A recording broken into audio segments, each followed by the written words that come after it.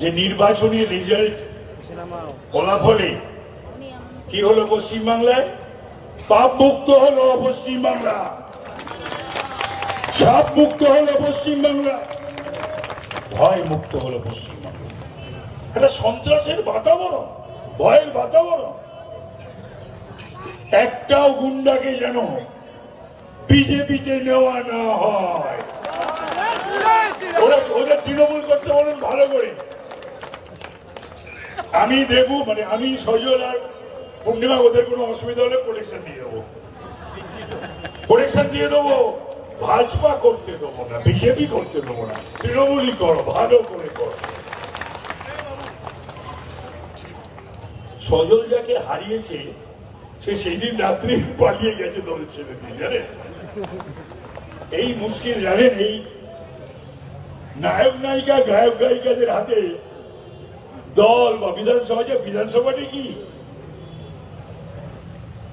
Beauty কালচারের জায়গা? Beauty parlour নাকি?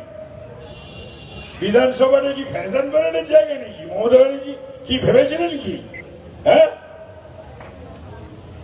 গেছে, সব গেছে, লাভলি ফাবলি সব চলে গেছে। পূর্ণিমা যাকে হারিয়েছে, শিল্পের যে জোয়ার এনেছিল তাতে জিতবে কি করে বাংলায়? আবার নারী শিশু কল্যাণ, আরজিগর, এই শামপুকুরের গাই, সেখানে পড়াশোনা করতো, ডাক্তারি পড়েছিল। অভয়ের মার চোখের জল মুছতে একবারও যায়নি, মানুষ ভোট দেয়। তারপরে এবার যাও কিছু ভোট পেত একটু একটু বেশি, মমতার ছবি লাগিয়েছে, যে দেখছে সে বিরক্ত হচ্ছে। মমতার ছবি দেখেই ভোট দিতে যাওয়া মানে বিরুদ্ধে যাচ্ছে। এটা আমি আমার কেন্দ্রে বহু জায়গায় আমি বলেছি যে নিজে জিতবে না, তাই হলো। আমি যে নিজে জিতবে না তার ছবি নিয়ে দাঁড়ালে গিয়ে জিতে যায়, জিতল না।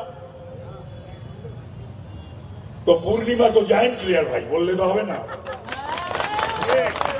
জয় শ্রীরাম।